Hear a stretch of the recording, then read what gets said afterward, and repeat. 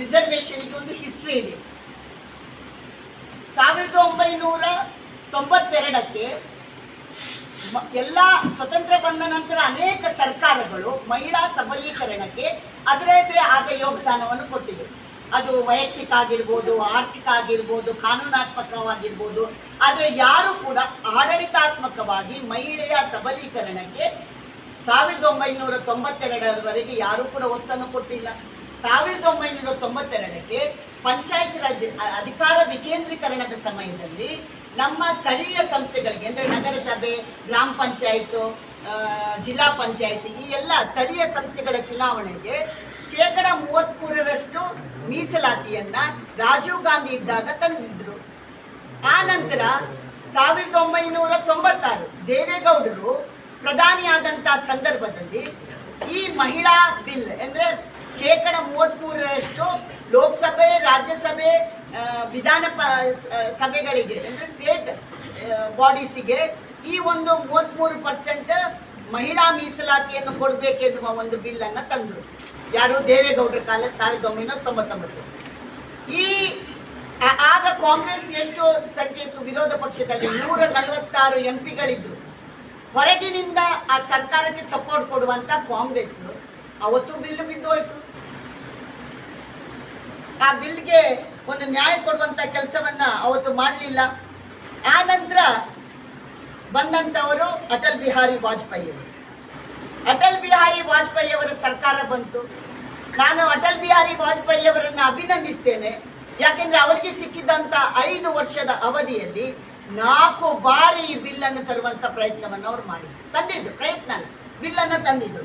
1998 ರಿಂದ 2003ರವರೆಗೆ 4 ಬಾರಿ ಆ ಬಿಲ್ ಅನ್ನ ತಂದ್ರು.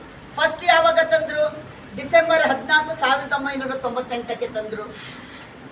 NDA ಆಗ 254 ಸೀಟನ್ನ ಹೊಂದಿತ್ತು.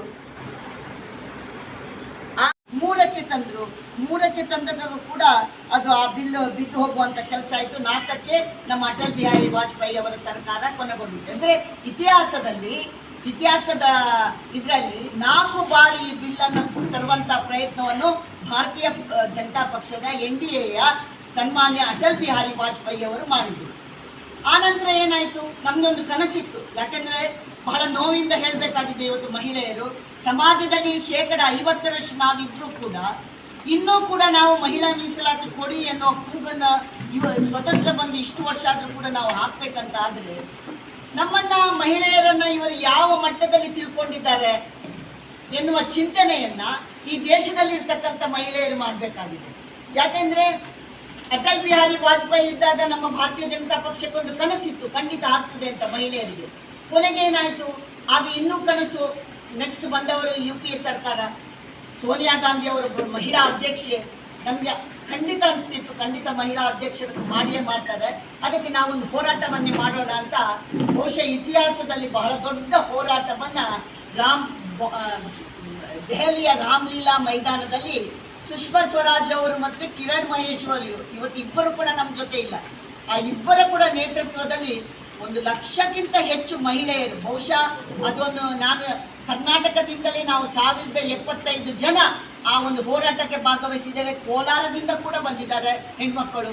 ಬಹಳ ದೊಡ್ಡ ಸಂಖ್ಯೆಯಲ್ಲಿ ಭಾರತದ ಬೇರೆ ಬೇರೆ ರಾಜ್ಯಗಳಿಂದ, ಬೇರೆ ಬೇರೆ ಮಂಡಲಗಳಿಂದ ಎಲ್ಲ ಕೂಡ ಹೆಣ್ಮಕ್ಕಳು ಬಂದು ಬಹಳ ದೊಡ್ಡ ಅದ್ಭುತವಾದ ಹೋರಾಟವನ್ನು ನಾವು ಮಾಡಿದ್ದೇವೆ. ಇದರಿಂದ ಎಚ್ಚರಿಕೆ